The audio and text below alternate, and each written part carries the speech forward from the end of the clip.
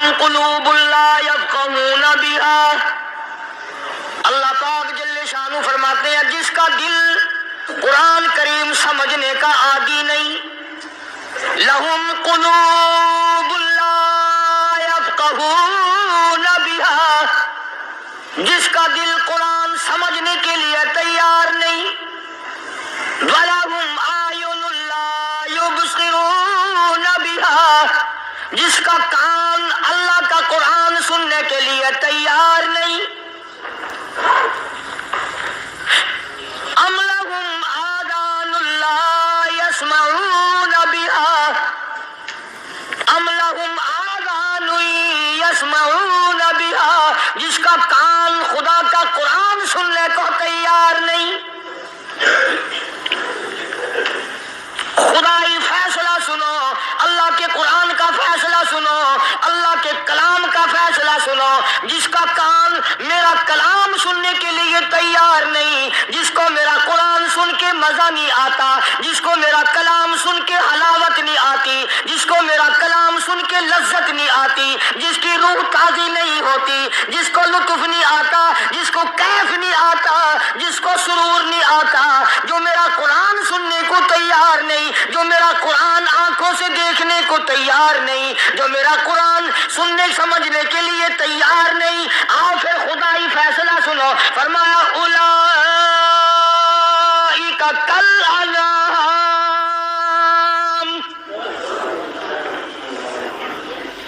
میرا فیصلہ نہیں، کسی پارٹی کا فیصلہ نہیں، کسی فرقے کا نہیں، کسی طبقے کا نہیں، کسی جماعت کا نہیں. فرمایا اولئک الانعام، پیدا کرنے والا مالک و خالق کہتا ہے مجھے اپنی کبریائی کی قسم یہ سارے جانور ہیں.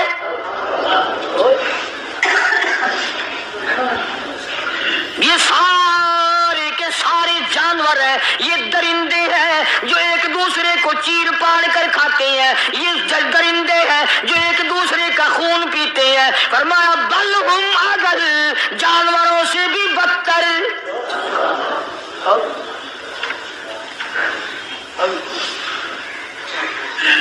جس کے دل میں قرآن سن کر ترس نہیں، جس دل میں رحم نہیں، اپنے سے کمزور دیکھ کر جس کے دل میں شفقت نہیں، مہربانی کا مادہ نہیں. فرمایا وہ کوئی بندہ ہے، وہ تو جانور ہے. اور خدا غضب میں آ گیا، فرمایا بل ہم اضل، اس سے بھی بدتر. اللہ والے جو ہیں وہ ان خصلتوں کو دور کراتے ہیں، اور وہ آدمی کے مزاج اور دل میں سے ایسی چیزیں نکالتے ہیں جو اس کی بربادی کا ذریعہ بنتا ہے. دل کی بیماریوں کا کسی کو فکر نہیں. بخار ہو جائے، آپ چڑھ جائے، آپ کو پتہ چل جاتا ہے. نزلہ ہو جائے آپ کو پتہ چل جاتا ہے، کھانسی ہو جائے پتہ چل جاتا ہے. دل کی بیماریوں کا کیا پتہ چلے؟ صحابہ اکرام رضوان اللہ تعالی علیہ مجمعین کی جماعت کے اللہ پاک کے محبوب حضرت محمد الرسول اللہ صلی اللہ تعالی علیہ وسلم نے دلوں کی صفائی کی. پہلے لوگ جھونپڑیوں میں کچے کوٹھوں میں رہتے تھے، نہ اتنی صفائی تھی، نہ اتنی ترقی تھی. آج برتنوں کی صفائی دیکھو، کپڑوں کی صفائی دیکھو، مکان کی صفائی دیکھو، رات دن بس اسی دھندے میں لگے ہوئے. سارا دن برتن دھونے سے فرصت نہیں، سارا دن کپڑوں کے بناؤ اور سوار میں فرصت نہیں. تو اللہ والے ایسے موقع پر بڑی عجیب بات کہتے ہیں. وہی مجذوب ہے، مجذوب علی رحمت کہتے ہیں بظاہر تو ہر شے میں بے حد صفائی، بظاہر تو ہر شے میں بے حد صفائی، مگر دل میں ہے گندگی انتہائی. بظاہر تو ہر شے میں چہرے کی صفائی، بدن کی صفائی، نہ جانے کتنی قسم کا صابن ہے، نہ جانے کتنی قسم کے پاؤڈر ہے، نہ جانے کتنی قسم کے شیمپو ہیں، نہ جانے کتنے قسم کے کپڑے ہیں، کیا چال ڈھال ہے، کیا نئے نئے ڈیزائن ہے. مجذوب کہتا سب کچھ دیکھ لیا، بظاہر تو ہر شے میں بے حد صفائی، مگر دل میں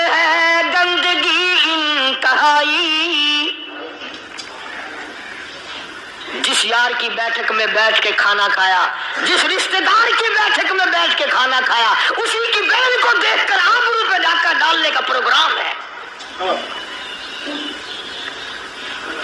جس دوست کے گھر میں بیٹھ کے کھانا کھایا، اسی دوست کی بیوی کی عزت لوٹنے کا پروگرام ہے۔ پرانے زمانے میں اب بھی دلی جیسے شہر میں اگر دعوت کی جاتی ہے تو وہاں ایک تشتری میں نمک آتا ہے سب سے پہلے۔ عرب میں بھی دستور تھا پرانے زمانے میں، اگر کوئی دعوت کرتا، کوئی تقریب کرتا، سب سے پہلے نمک آتا تھا۔ ایک ایک انگلی ہر شخص نمک چاٹتا تھا۔ کیا مطلب؟ جس نے نمک چاٹ لیا اب وہ نمک حرامی نہیں بنے گا۔ اس گھر میں چوری کرنا، اس گھر کی آبرو کا غلط تصور لانا، اس گھر کے مال میں خیانت کرنا وہ حرام سمجھتا تھا جس گھر کا میں نے نمک چکھ لیا۔ اور مسلمانوں کی بات نہیں، ہندوؤں کی بھی یہ باتیں تھی۔ مولانا محمد علی صاحب جلندری سب قید رحمت اللہ علیہ فرمایا کرتے تھے کہ ایک سکھ تھا بہت بڑا ڈاکو، مسلمان اور ہندو مل کر اس کو ساتھ ملا کر کے لے گئے کہ یہاں اس گاؤں میں اس پنڈ میں ڈاکہ ڈالے۔ سفر کر کے گئے، تکلیف اٹھا کے گئے۔ اس سکھ ڈاکو نے پوچھ لیا کہ یہ کون سا گاؤں ہے کہ یہ فلانا ہے۔ اچھا سارے کے سارے یہ تلاش کرو، یہ سوچ بچار کرو، اپنے پنڈ کی، اپنے علاقے کی، کسی مسلمان کی، کسی ہندو کی، کسی سکھ کی، کسی چوڑے چمار کی اس گاؤں میں لڑکی تو نہیں؟ ہمارے یہاں سے کوئی لڑکی تو شادی ہو کے یہاں نہیں آئی ہوئی؟ ان ساروں میں سے کہنے لگا کہ ہمارے بھنگی کی لڑکی جمعدار کی یہاں آئی ہوئی ہے۔ کہنے لگا واپس چلو، بیٹی بیٹی ہے، چاہے بھنگی کی ہو یا نواب کی ہو۔ ارے کل بیٹی کا ڈولا دیا تھا کہ ڈاکہ ڈالیں گے، شرم نہیں آئے گی؟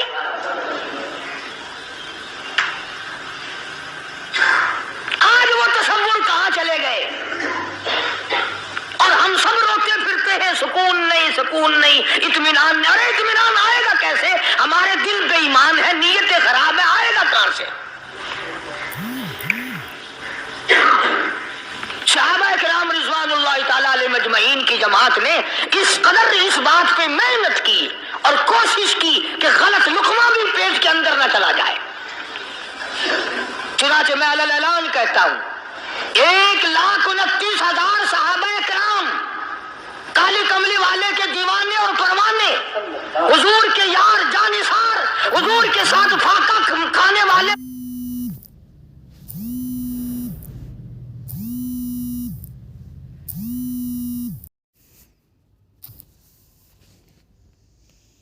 فاقوں مرنے والے، پتھر کھانے والے، اپنے بچوں کے ٹکڑے ہوتے ہوئے دیکھ کر لا الہ الا اللہ محمد الرسول اللہ کی صدا بلند کرنے والے صحابہ کرام کا یہ حال تھا۔ پیدل سفر کر کے جاتے تھے یہودی عیسائی، شام نکل گئے، فلسطین نکل گئے، ہندوستان آ گئے، 2 سال لگ جاتے تھے۔ اپنی جوان بیٹیوں کو مسلمانوں کے گھروں میں چھوڑ کے آ جاتے تھے۔ کبھی نگاہ نبوت نے جن کو رنگ دیا تھا، کبھی کسی صحابی پہ ذرہ برابر الزام نہیں لگا۔ ان یہودیوں کا، ان عیسائیوں کا یہ عقیدہ تھا کہ محمد صلی اللہ علیہ وسلم کے جو غلام ہیں ان کی نگاہ بھی پاک ہے، ان کے دل بھی پاک ہے، ان کے ارادے بھی پاک ہیں، ان کے ہاتھ بھی پاک ہیں۔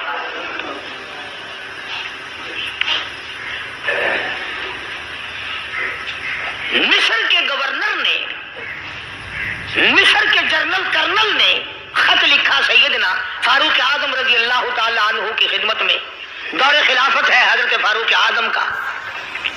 کیا خط لکھا کہ حضور مجھے کافی وقت گزر گیا ہے اور فلاں علاقے میں آپ کے حکم سے ہم نے جانا ہے اور راستہ صرف ایک ہے اور اس راستے میں جال بچھا دیا گیا۔ اب مجھے مشورہ دیں میں کیا کروں، حکم دیں مجھے۔ جال کیا بچھا دیا گیا کہ ہمیں پتہ چل گیا ہے عیسائیوں نے پروگرام بنایا، سینکڑوں لڑکیاں تلاش کر کر کے بڑی خوبصورت حسینہ اکٹھی کی ہیں، ان کو گانے بجانے کی ٹریننگ دی ہے، ان کو اچھی اچھی آوازوں والی لڑکیاں ڈھونڈ کے لائے ہیں، اور انہوں نے یہ پروگرام بنایا کہ جب مسلمانوں کی فوج اس گلی سے گزرے گی ان کوٹھوں کے اوپر چڑھ کے گانا بجانا کریں گے تاکہ ان کے دل میں بدماشی آئے اور ان کا بیڑا نہ رکھو۔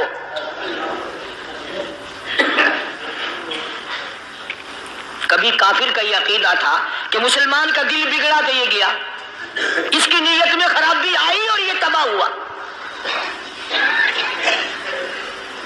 جناب فاروق اعظم رضی اللہ تعالیٰ عنہ نے اسے یہ خط نے لکھا کہ تو قرآن پڑھا کر، تو نفل پڑھا کر۔ امیر المومنین خلیفۃ المسلمین سیدنا فاروق اعظم رضی اللہ تعالیٰ عنہ نے اپنے جنرل کرنل کو خط لکھا کہ اس میں لمبی چوڑی فکر کی کوئی بات نہیں، اس میں کوئی پریشانی والی بات نہیں، کوئی سوچ و بچار والی بات نہیں، سارے تیری فوج میں تیری کمان میں مسلمان ہیں، سب کو اکٹھا کر لے، ساروں کو اکٹھا کر کے قرآن کریم کے سورۃ نور کی 2 آیتیں سنا دے۔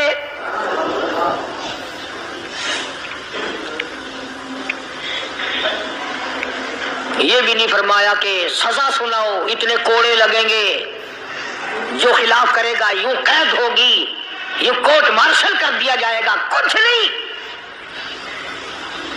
جناب فاروق اعظم رضی اللہ تعالیٰ عنہ کی رائے دیکھو، ان کے خیال میں قرآن کریم میں اتنی بڑی طاقت ہے، اتنی بڑی عظمت ہے، اتنی بڑی کرامت ہے، کلام الہی میں اتنا بڑا شرف ہے۔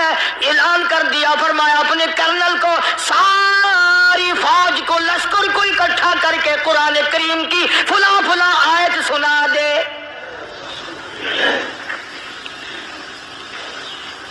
اور اس کے بعد بے دھڑک فوج کو، لشکر کو اسی راستے سے گزار کے لے جا، بے دھڑک لے جا۔ ہائے، کبھی قرآن کی 2 آیتوں سے کام بن جاتا تھا، اب سارے قرآن سے میرا تیرا کام نہیں بنتا۔ قصور قرآن کا نہیں ہے، یہ میرا تیرا ہے۔ یہ تو اتنی وفادار کلام ہے، اتنی پاک کلام ہے، خدا کی قسم، ہزاروں رجسٹروں کے گتے، ہزاروں چائے کے ڈبے، ہزاروں مٹھائی کے ڈبے، لاکھوں کروڑوں دوائیوں کے ڈبے گندے نالوں پہ، کوڑیوں پہ، روڑیوں پہ پڑے ہیں، اور جس گتے نے قرآن کے ساتھ یاری لگا لی، خدا کی قسم کوئی آدمی بغیر وضو اس گتے کو بھی ہاتھ نہیں لگا سکتا۔ ہزاروں نہیں، لاکھوں کپڑے مارکیٹ میں پڑے، پر جس کپڑے نے قرآن سے یاری لگا لی، جو کپڑا جسدان بن کر قرآن پہ چڑھ گیا، لوگ اس کو بھی چومتے ہیں، اور چومنا چاہیے۔ یارو، کپڑے نے قرآن سے یاری لگائی تو کپڑا عظمت والا بن گیا، گتے نے یاری لگا لی تو گتا بن گیا۔ ہزاروں قسم کے کاغذات روزانہ ذلیل ہوتے پھرتے ہیں، جس کاغذ پہ قرآن لکھا گیا وہ عظمت پا گیا، جس سیاہی سے قرآن لکھا گیا وہ سیاہی عظمت والی بن گئی۔ ارے اگر مسلمان قرآن کو اپنے اندر پیدا کر لے، اس کی عظمت کو بسا لے، اس کو اپنا لاہ عمل بنا لے، اس کو اپنے سر پہ رکھ لے، تو کیا یہ بندہ قرآن کے ساتھ وفاداری کرے تو قرآن کیا خیال ہے، قرآن بے وفائی کر دے گا؟ یقین نہیں، یقین، اصل بات اعتقاد کی ہے۔ یقین کا تو یہ عالم بنا ہوا ہے کہ اگر کوئی چوری کا معاملہ ہو جائے اور کسی پر شبہ ہو، اگر اسے کہو کہ قرآن اٹھا دے تو دیر نہیں لگائے گا، اور اگر کہے کہ فلانی خانگاہ کا کنڈا مار جا، کہ یہ کام میں نہیں کرتا۔ خانگاہ کے کنڈے پہ ایمان ہے، قرآن پہ ایمان نہیں۔ اس پر یقین ہے کہ پیر اندھا کر دے گا، اور یہاں یقین نہیں کہ جس خدا نے پیدا کیا اگر میں نے جھوٹا قرآن اٹھایا تو وہ برباد کر دے گا۔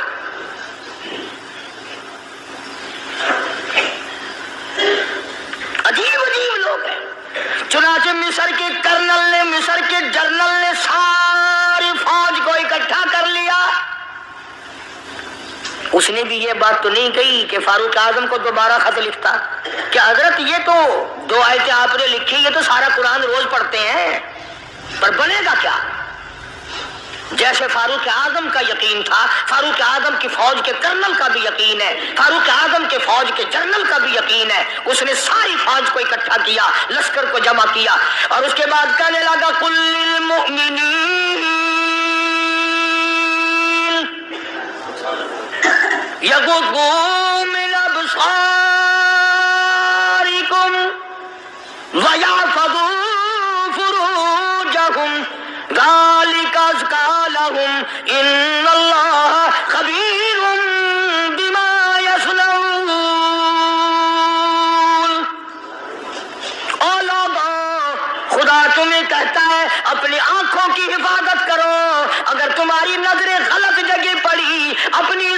حفاظت کرو، اپنی آبرو کی حفاظت کرو. اگر غلط نظریں پڑی، غلط استعمال ہوئی، ان اللہ خبیر بما یصنعون،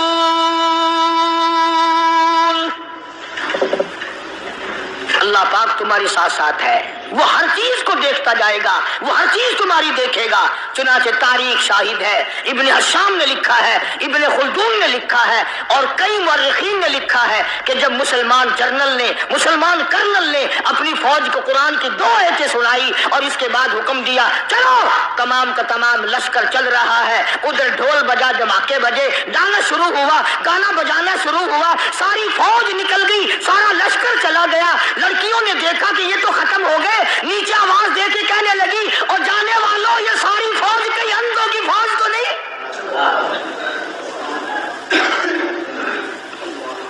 یہ حسن کا نظارہ اور یہ ڈانس اور یہ آواز، ہم ناچ ناچ کے تھک گئی، کوئی سر نہیں اٹھاتا.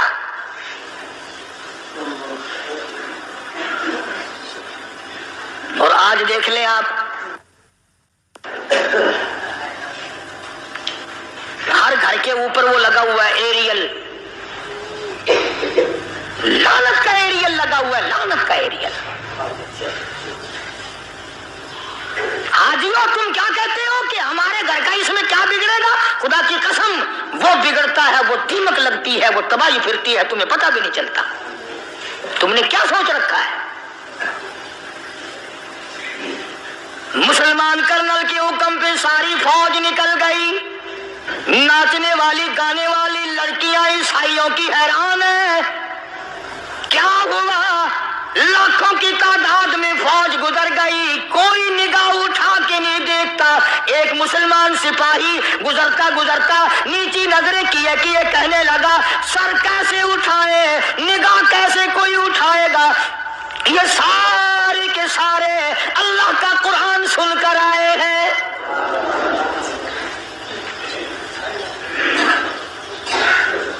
کیسے کوئی نگاہ اٹھائے گا؟ کیسے کوئی سر کو اٹھائے گا؟ یہ سارے کے سارے اللہ کا قرآن سن کر آئے ہیں.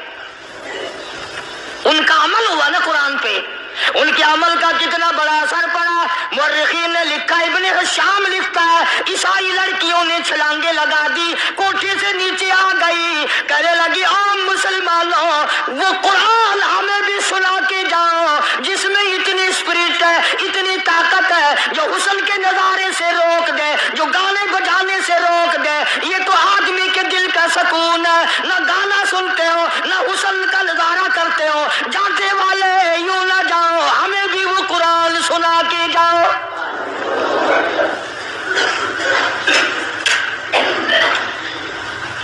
اس قرآن میں کتنی بڑی طاقت ہے، وہ کتنی عظمت ہوگی اس میں، اس کلام میں کتنی برکت ہوگی، جس کلام میں یہ تاثیر ہے کہ وہ ایسی ایسی چیزوں سے روک دیتا ہے. چنانچہ ایک مسلمان سپاہی چلتا بھی جاتا ہے اور کہنے لگا وَقُلْ لِلْمُؤْمِنِينَ وَقُلْ لِلْمُؤْمِنِينَ. قرآن کی آیت پڑھ کے سنائی، سینکڑوں نہیں بے شمار لڑکیاں ایک مسلمان کی زبان سے اللہ کا قرآن سن کے کہنے لگی اور جانے والوں چھوڑ کے نہ جاؤ، ہمیں بھی کلمہ پڑھاؤ.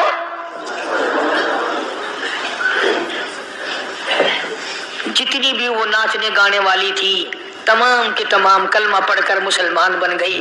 اور مورخین نے لکھا ہے آخری دم تک قرآن کی شیدائی اور دیوانی بن کے گزری ہے. پھر وہ لڑکیاں جو رات دن حسن و جمال کا پیکر بنی رہتی تھی، علماء نے لکھا ہے جب موت آئی ایک ایک کے بدن میں کپڑے لباس میں موت آئی تو 50-50 ٹاکی لگی ہوئی تھی.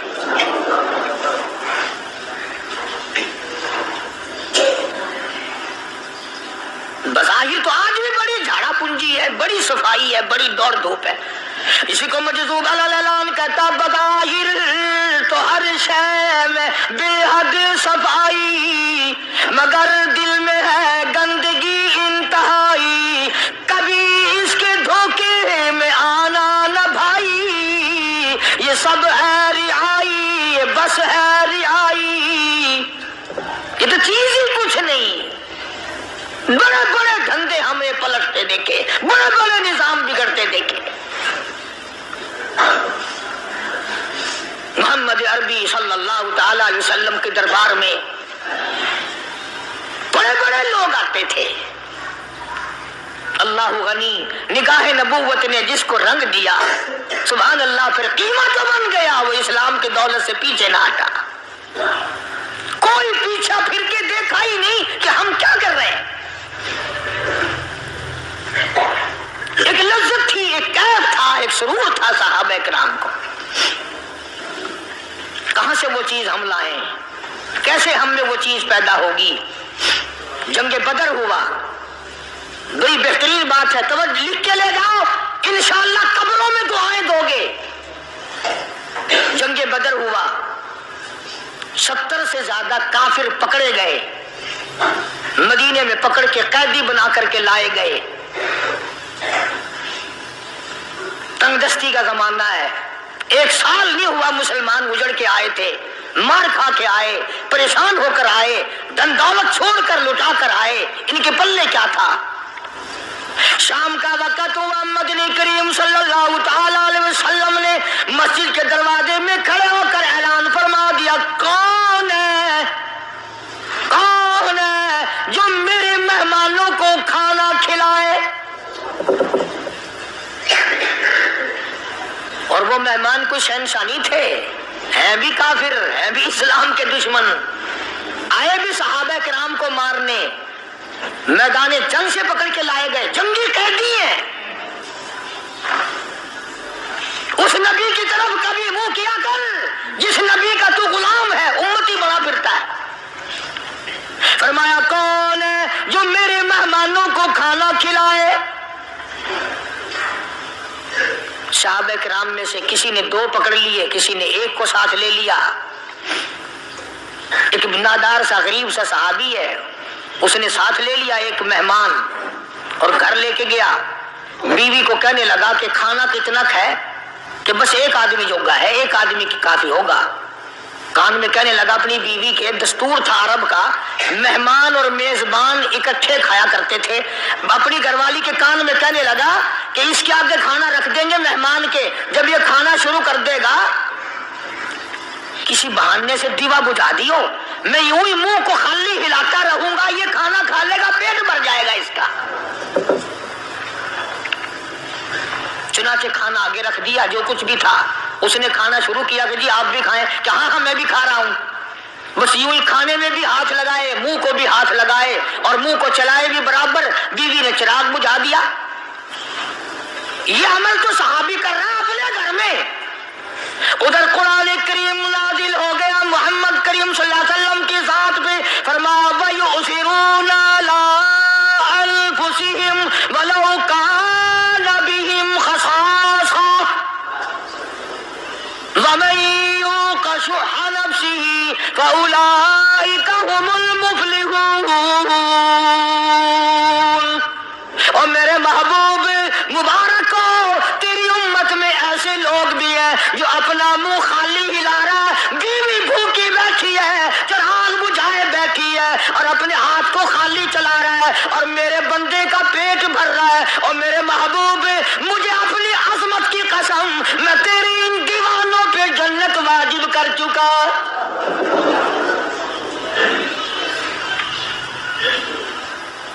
اب حضور صلی اللہ علیہ وسلم نے تو ان کو نہیں سکھایا تھا کہ تو جا کے ایسا کرنا، قدرتی مزاج ایسا بنا دیا تھا. ایک اور موقع آیا مدینے پاک میں، جنگی قیدی اور جگہ سے اسی طرح سے آئے. ایک صحابی ایک اور آدمی کو، جنگی قیدی کو کافر میں گھر لے گیا. بیوی کہنے لگی کہ 1 ہی آدمی کا کھانا ہے بس. انہوں نے کہا اس کو دے دو. وہ کافر جنگی قیدی کہنے لگا جی آپ بھی کھائیں. کہنے لگا بھی بات ہے صاف، 1 آدمی کا کھانا ہے، تو کھانا کھا، میں درخت کے پتے چبا لیتا ہوں. تو کہنے لگا میں کھاؤں گا پتے. انہوں نے کہا تو رئیس آدمی ہے مکے کا، میں پرانا غریب ہوں، مجھے پتے چبانے کی عادت ہے، تیرے پیٹ میں درد نہ ہو جائے، میں عادی ہوں پتے چبانے کا. اس نے پتے چبا لیے. کافر مسافر اور مہمان جو تھا جنگی قیدی، اس کو کھانا کھلا دیا. دوسرے دن پھر ایسی نوبت آئی، اس نے کہا آپ بھی میرے ساتھ کھانا کھائیں. میں کہا نہیں بھائی،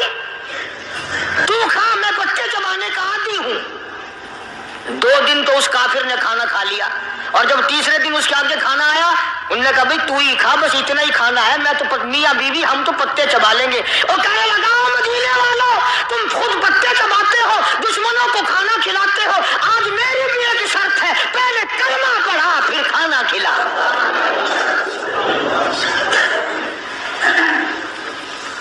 آج میری بھی ایک شرط ہے۔ 2 دن کے عمل نے کفر کو مٹا دیا، اسلام چمک گیا۔ 2 دن کے عمل نے، میرا تیرا 60 سال کا عمل ہے، کبھی کسی کافر کو مسلمان بنایا؟ الٹے ہی کام، ہر غلط، ہر معاملہ الٹا ہی ہے۔ ہر آدمی بیزار ہوتا ہے، یار دین تو کچھ نہیں، یار اسلام کچھ نہیں، یارو ایمان کچھ نہیں۔ اسی کو قرآن کریم نے للکار کی آواز دے کے فرما دیا لوگوں ایسی گڑبڑ نہ کرو ورنہ میں وہ خدا ہوں فأخذتكم الصاعقة وأنتم تنظرون۔ جبریل امین نے ایک چیخ ماری، ساری قوم کے جگر پھٹ گئے۔ میں وہ خدا ہوں، لا تركضوا وارجعوا إلى ما أترفتم فيه ومساكنكم لعلكم تسألون۔ لوگ مکان چھوڑ کے بھاگتے ہیں، ماحول چھوڑ کر بھاگتے ہیں، معاشرہ چھوڑ کر کے بھاگتے ہیں۔ خدا کہتا آؤ جن مکانوں پہ تمہیں ناز تھا وہ یہ کھڑے بھاگ آ رہے۔ اسی کو قرآن کریم کہتا ہے ان الذین قالوا ربنا اللہ ثم استقاموا، وہ آدمی جس نے لا الہ الا اللہ محمد الرسول اللہ صلی اللہ علیہ وسلم پڑھا، اللہ کی توحید کا اقرار کر لیا، او میرے مالک تیرے سوا میرا کوئی مشکل کشا نہیں، حاجت روا نہیں، میرے دل کے بھید کو جاننے والا نہیں، میری بگڑی بنانے والا کوئی نہیں، اجڑوں کو بسانے والا کوئی نہیں، کھیتی کو آباد کرنے والا کوئی نہیں، ایک دانے سے سینکڑوں دانے بنانے والا تیرے سوا کوئی نہیں۔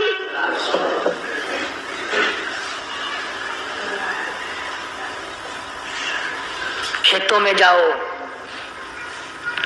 کبھی یہ تو سوچو کہ دنیا میں حکومتوں نے کتنے مل لگا رکھے ہیں، چینی کے، شکر کے کتنے مل ہیں، کتنے ڈیپو ہیں، پھر بھی قلت ہو جاتی ہے۔ اور یہ اللہ میاں نے کتنا میٹھا کیلے میں، سنترے میں، مالٹے میں، انگور میں، سیب میں، کبھی یہ بھی سنا کہ اللہ میاں کا شوگر مل فلاں علاقے میں لگا ہوا ہے؟ کبھی یہ تو دیکھو کہ یہ قدرت کاملہ کے سوا اور کون پیدا کر رہا ہے؟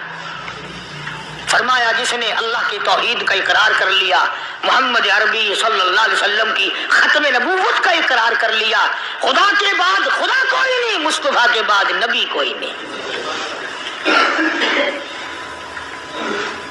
پھر قرآن نے شرط لگائی ثم استقاموا، پھر اس پر جمع رہے، ڈٹا رہے، یوں نہیں کہ کبھی ادھر لڑک گیا کبھی ادھر لڑک گیا۔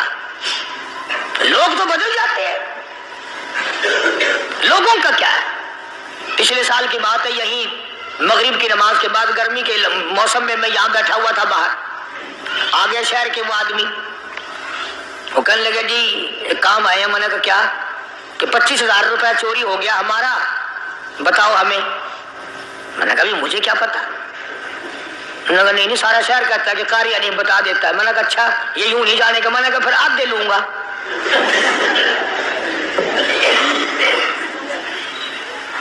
25,000 گم ہوئے ہیں نا، 12.5 میرے 12.5 تمہارے۔ کہنے ہیں دیکھو نا جی بال بچے چھوٹے چھوٹے غریب بچے ہیں جن کے وہ پیسے ہیں۔ میں نے کہا اچھا میں بادشاہ لگا ہوا ہوں؟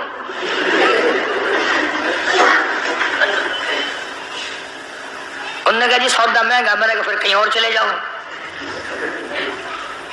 کتنا میں نے سمجھایا نہیں ماننا کہ اگر ہمیں یوں پتہ چل جائے مولویوں کو ولیوں کو تو پھر یہ لاکھوں کروڑوں پولیس والے رکھنے کی ضرورت ہے بھلا؟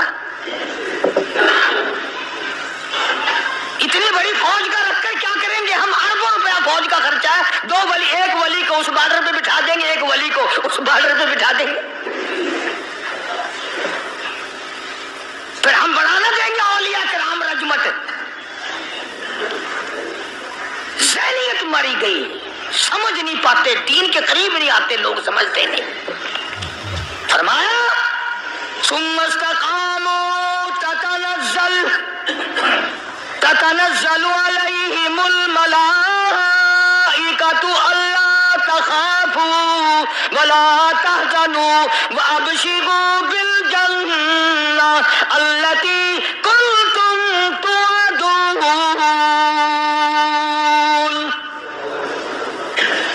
قرآن کہتا ہے ادھر ولی کی موت آتی ہے، ایسا آدمی جو اپنے کلمے پہ جمع رہے، شرک و بدعت کی لعنت سے بچے، کفر و نفاق سے بچے، ادھر موت آتی ہے، ادھر فرشتے کہتے ہیں گھبرانا، غم نہ کر، بہشت کے دروازے تیرے لیے سارے کھلے ہوئے۔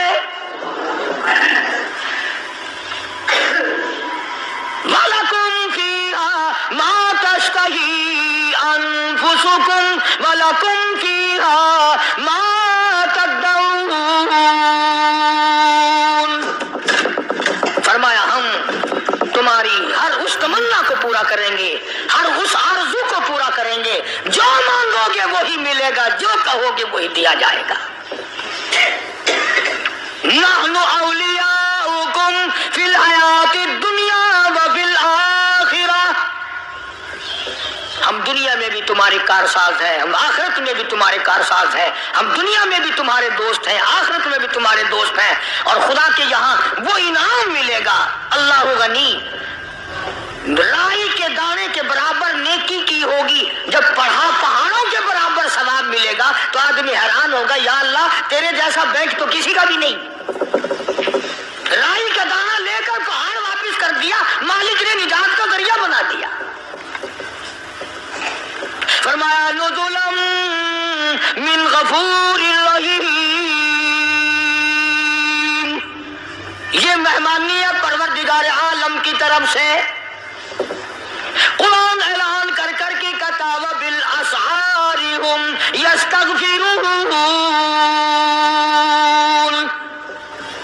اللہ پاک فرماتے ہیں میرے بندوں کی نشانی یہ ہے کہ وہ آخری رات میں بڑے ویلے سحری کے وقت اٹھ کر استغفار کرتے ہیں، اللہ کے حضور میں معافی مانگتے ہیں، روتے ہیں، عاجزی کرتے ہیں۔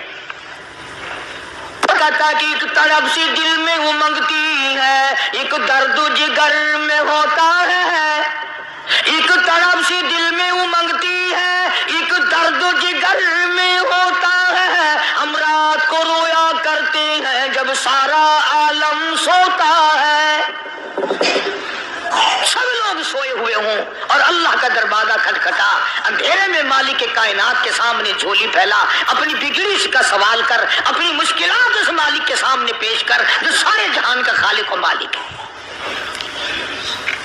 عقیدہ بھی بناؤ، اعمال بھی بدلو، مزاج بدلو، طبیعتوں میں انقلاب لاؤ، اور لوگوں ان گھروں کو مسلمانوں والے گھر بناؤ۔ تم برا مان کے جاؤ یا بھلا مان کے جاؤ، میں اپنے عقیدے کی بات کو چھپاتا نہیں۔ جس گھر میں کوئی مرد عورت قرآن کے کھولنے والا نہیں، میں اس گھر کو مسلمان کا گھر نہیں کہتا، وہ چوڑے اور کراڑ اور سکھ کا گھر ہے۔ تمہیں یہ سکھایا کس نے ہے کہ مرنے کے بعد قرآن پڑھا جاتا ہے اور ساری زندگی میں نہیں پڑھا جاتا؟ یہ قرآن مردوں کے لیے تھوڑی آیا، یہ زندوں کے لیے آیا ہے۔ حدیث پاک میں آتا ہے حضور کریم سب کہہ دو صلی اللہ علیہ وسلم نے فرمایا عیسیٰ علیہ السلام ایک قبرستان سے گزرے، گورستان سے گزرے تو ایک قبر کو دیکھا، وہ نبی ایسا تھا، اس کے معجزات ایسے تھے، قبر میں دیکھا تو ایک بڑھیا جل رہی ہے، سڑ رہی ہے، تباہ ہو رہی ہے، رو رہی ہے۔ تو عیسیٰ علیہ السلام پناہ کر کے وہاں سے گزر گئے۔ چند دنوں کے بعد جو اسی قبر کے پاس سے گزرے تو عیسیٰ علیہ السلام کو دھیان آیا کہ اس قبر میں ایک بڑھیا بڑی عذاب بھگت رہی تھی، مگر اس دن جو دیکھا وہ تو عیش میں بیٹھی ہے، تخت میں بیٹھی آرام کر رہی ہے۔ سیدنا عیسیٰ علیہ السلام نے اللہ پاک سے سوال کر دیا، الہی مرنے کے بعد تو آدمی کوئی نیکی بھی نہیں کر سکتا، کس نے کیا کر لیا جو اس کا سارا نظام بدل گیا؟ آواز آئی اے عیسیٰ لکھ کے لے جاؤ یہ بات، حضور کا فرمان ہے۔ فرمایا اے عیسیٰ اس مائی کے چھوٹے سے پوتے نے استاد کے پاس جا کر کے پڑھا بسم اللہ الرحمن الرحیم. اس ننھے سے منہ سے چھوٹے سے منہ سے جب یہ لفظ نکلا اے اللہ تو بڑا مہربان ہے تو بڑا کریم ہے. عیسیٰ چھوٹے سے منہ سے جب نکلا وہ تو معصوم تھا اس کے منہ سے جب نکلا نا کہ میں بڑا مہربان ہوں میں نے اس معصوم بچے کے صدقے میں اس کی دادی پہ کرم کر دیا.